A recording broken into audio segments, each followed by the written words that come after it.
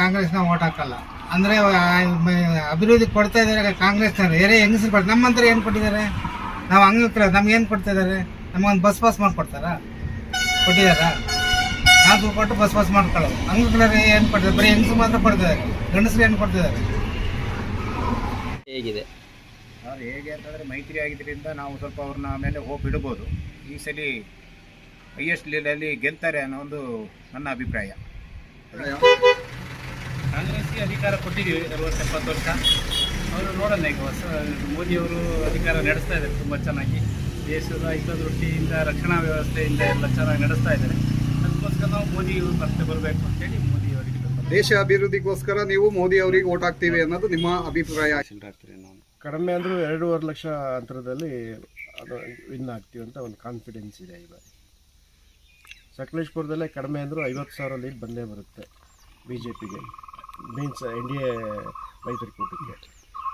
ಈಗ ಕಾಂಗ್ರೆಸ್ಸಿಂದ ಕೆಲವೊಂದು ಯೋಜನೆಗಳು ಕೊಟ್ಟಿದ್ದಾರೆ, ಬಸ್ ಫ್ರೀ ಎಲ್ಲ ಕೊಟ್ಟಿದ್ದಾರೆ. ಅದು ಎಫೆಕ್ಟ್ ಆಗಲ್ವಾ ಇದ್ರ ಬಗ್ಗೆ? ಅದು ಎಡದೆ ಕಡೆ ಕೈಲಿ ಕಿತ್ಕೊಂಡು ಬಲ್ದೆ ಕೈಲಿ ಕೊಟ್ಟಂಗೆ 4 ರೂಪಾಯಿದ್ದು ಒಂದು ಯೂನಿಟ್ಟಿಗೆ ಕರೆಂಟ್ ಚಾರ್ಜ್ 7 ರೂಪಾಯಿ ಮಾಡಿದ್ದಾರೆ.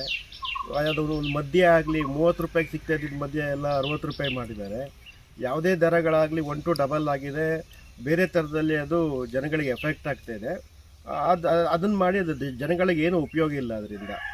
ಹಾಗಾಗಿ ಅದೇನು ಅದು ಲೆಕ್ಕಕ್ಕೆ ಬರಲ್ಲ ಅವ್ರದ್ದು. ಅವ್ರ ಗ್ಯಾರಂಟಿ ಅವರಿಗೆ ಮುಳುವಾಗ್ತಾಯಿದೆ. ಅಭಿವೃದ್ಧಿ 100% ಸ್ಟಾಪ್ ಆಗಿದೆ. ಈಗ ಕಾಂಗ್ರೆಸ್ಸಿಂದ ಅಭಿವೃದ್ಧಿ ಏನೂ ಆಗ್ತಾ ಇಲ್ಲ ಅಂತ ಹೇಳ್ತೀರಾ? ಪೈಸದ್ದು ಆಗಿಲ್ಲ. ಅವರು ಅಭಿವೃದ್ಧಿ ಆಗಿದ್ದಾರೆ ಬಿಟ್ಟರೆ ಯಾರು ಜನಗಳಿಗೆ ಜನಸಾಮಾನ್ಯರಿಗೆ ಏನೂ ಅನುಕೂಲ ಆಗಿಲ್ಲ. ಬಡವರು ಆಗ್ತಿದ್ದಾರೆ. ರೈತರಿಗಾಗಲಿ ಇನ್ನೊಬ್ರಿಗಾಗಲಿ ಯಾವುದೇ ಒಂದು ಹೆಲ್ಪ್ ಆಗ್ತಾ ಇಲ್ಲ. BJP ಮತ್ತು ದಳ ಮೈತ್ರಿ ಆಗಿದೆ, ಕಾಂಗ್ರೆಸ್ ಇದೆ. ಈ ಸತಿ ನಿಮ್ಮ ಒಲವು ಯಾರ ಕಡೆ ಇದೆ? ನಮ್ಮದು ಸರ್ BJP JDS ಮೈತ್ರಿ ಪಕ್ಷಕ್ಕೆ ನಮ್ಮ ಒಲವು ಪ್ರಜ್ವಲ್ ರೇವಣ್ಣವರಿಗೆ. ಹೌದಾ? ಏನು ಅಭಿವೃದ್ಧಿ ಏನು ಮಾಡಿದ್ದಾರೆ ಅಂತ ಸರ್? ಈಗ ನಾವು ಈಗ ದೇಶ ನೋಡ್ಬೇಕಂತಂದ್ರೆ ಪ್ರಧಾನಿಯವರು ಇವತ್ತು ಪ್ರಧಾನಿಯವರು 15ನೇ ಸ್ಥಾನದಲ್ಲಿದ್ದಂಥ ಭಾರತವನ್ನ 5ನೇ ಸ್ಥಾನ ತಂದು ನಿಲ್ಲಿಸಿದ್ದಾರೆ. ಆಮೇಲೆ ನೋಡಿ ಸರ್, ಈಗ ಕಾಶ್ಮೀರದಲ್ಲಿ ಯಾವಾಗಲೂ ಗಲಾಟೆ ನಡೀತಾ ಇತ್ತು. ಆ ಕಾಶ್ಮೀರವನ್ನ ಈಗ ನಮ್ಮ ಈ ತಕ್ಷಣದಲ್ಲೇ ನಮ್ಮ ಭಾರತಕ್ಕೆ ವಹಿಸ್ಕೋಬೇಕಂತ ಕಾರ್ಯಕ್ರಮ ಹಾಕೊಂಡಿದ್ದಾರೆ. ನಮಗೆ ಅದ್ರ ಬಗ್ಗೆ ಬಹಳ ಖುಷಿ ಆಗಿದೆ.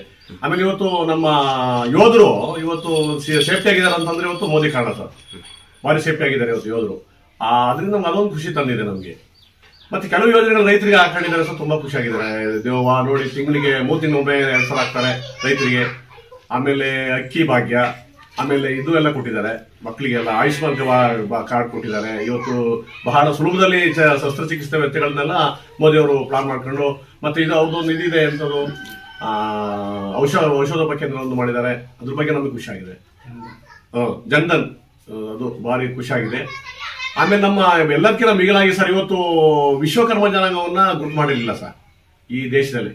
ಇವತ್ತು ಮೋದಿ ಅವರು ವಿಶ್ವಕರ್ಮ ಯೋಜನೆ ಅಂತಂದ್ರು, PM ವಿಶ್ವಕರ್ಮ ಯೋಜನೆ ಅಂತ ಹೇಳ್ಬಿಟ್ಟು ನಮ್ಮ ವಿಶ್ವಕರ್ಮ ಜನಾಂಗದವರಿಗೆ ತಂದರು. ಅದರಲ್ಲಿ ಹೆಚ್ಚು ಒಂದು 10-12 ಪಂಗಡಗಳನ್ನ ಸೇರಿಸಿ ತುಂಬಾ ಜನಕ್ಕೆ ಅನುಕೂಲ ಆಗಿದೆ ಸರ್. ಅದರಲ್ಲಿ ಅದು ತುಂಬಾ ಇದಾಗಿದೆ.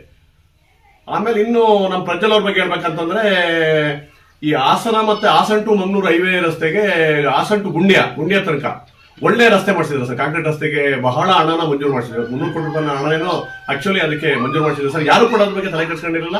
ಇವರು ಹಲವು ಯೋಜನೆಗಳನ್ನ ಈಗ ಮಾಡಿಸಿದ್ದಾರೆ. ಮತ್ತೆ ನಮಗೆ ಅವರು ಮತ್ತೊಂದು ಭರವಸೆ ಕೊಟ್ಟಿದ್ದಾರೆ ಈ ನಮ್ಮ ಮಲೆನಾಡಿಗೆ. ಈಗ ಏನು ಸಕಲೇಶ್ಪುರ ಇರ್ಬೋದು, ಆಲೂರು ಇರ್ಬೋದು, ಮತ್ತೆ ಇಲ್ಲಿ ಬೇಲೂರು ಭಾಗದಲ್ಲಿ ಇರ್ಬೋದು, ಈ ಆಡಾನೆ ದಾವಳಿನ ಆ ಕಾಡಲ್ಲಿ ಆವಳಿ ಇದೆಯಲ್ಲ, ಅದನ್ನ ನಾನು ನನ್ನ ಅಧಿಕಾರ ಬಂದ ತಕ್ಷಣ ನಾನು ಅದನ್ನ ಇಮ್ಮಿಡಿಯೇಟ್ ಆಗಿ ನಾನು ಅದನ್ನ ಮಾಡ್ತೀನಿ. ನಾನು ಅದನ್ನ ಸಮಸ್ಯೆ ಬಗೆಹರಿಸಿ ನಾನು